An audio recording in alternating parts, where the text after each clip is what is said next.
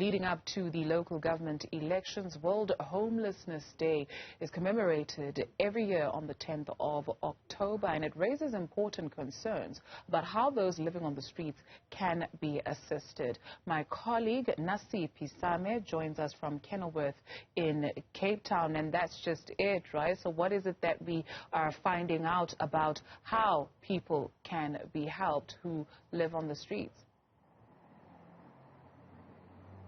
Well, Dudu, would you have someone here with us that will obviously talk on that particular aspect, that, you know, celebrating World Homelessness Day or commemorating this particular day, how we and also organizations and government can assist homeless people or those living on the street. And this day, you know, came together, was born out of workers that came together to see how they can try and alleviate some of the issues that are faced by homeless people and the plight that they face.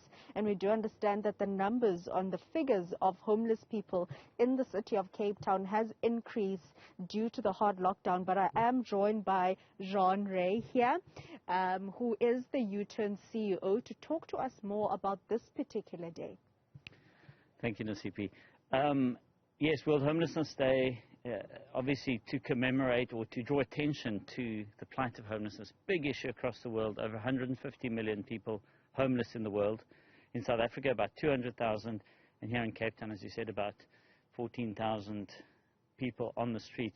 Plus, that was a figure from before the hard lockdown that we had. So real big issue here. And people really stuck, trapped in homelessness.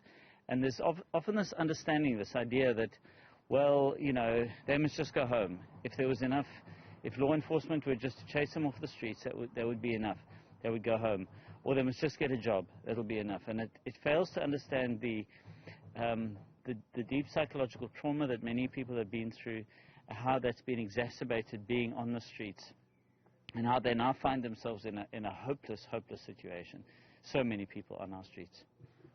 Jean-Ray, let's talk about some of the programs that you guys have to equip and upskill homeless people to, you know, be sustainable or self-dependent.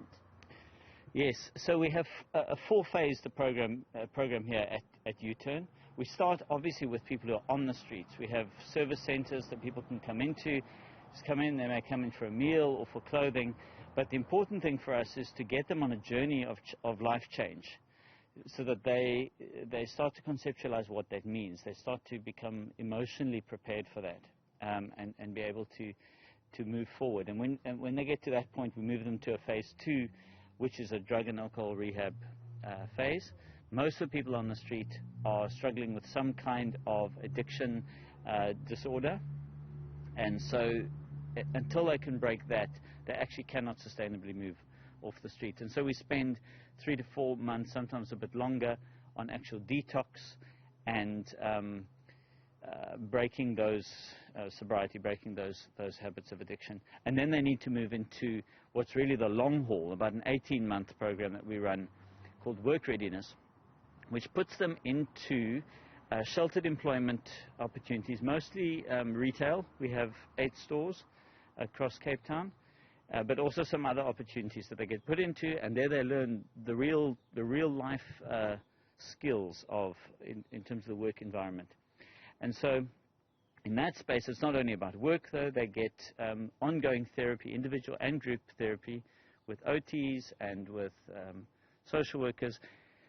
And those that graduate, we have a fantastic rate of over 80% that stay sober, employed, and housed in the long term. Jean, very quickly for us, I mean, you talk about 14,000 homeless people in the city of Cape Town plus. We understand that, you know, with the bylaws, the city of Cape Town has come under heavy backlash.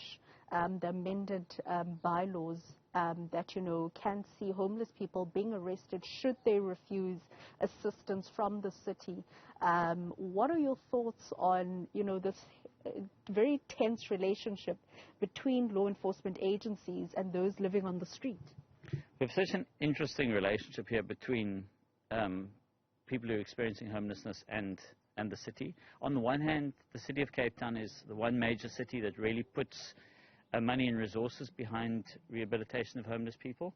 On the other hand, we have this bylaw which, if it existed in a vacuum or it existed in a first world country, would be fine, you know, be absolutely fine. But it exists in a context where we have this pandemic of homelessness. People are on the streets not because of their own choice, by and large, but because of circumstances that have driven them there. And so, yes, the original bylaw from 2007 created huge issues, giving law enforcement the ability to break down structures, move people.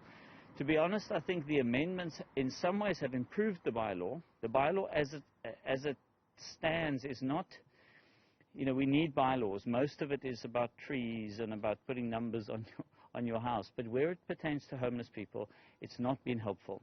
What we need is a developmental kind of approach to dealing with homelessness. That is Jean Ray, the CEO of U-Turn, also talking about the plight of homeless people, touching on the fact that the city of Cape Town has about 14,000 plus homeless people currently living outside. You know, this day highlights the plight of those people as to how people can actually assist them, organizations, including government.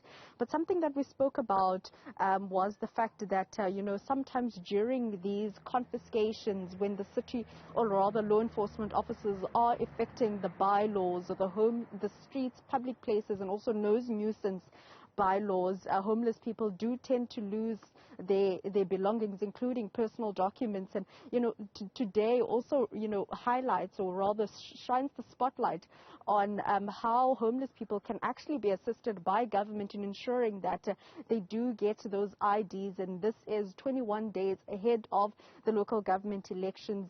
You know, we haven't really seen parties, going or even touching on the issues of homeless people, particularly in Cape Town. And it will be very interesting to see what the different parties that are campaigning and gunning for the city of Cape Town will actually have to say in regards to not only the bylaws, but how they can help in alleviating some of these plights that the homeless people are facing. Absolutely. Nasiphi Same in Kenilworth for us. Thank you very much for that.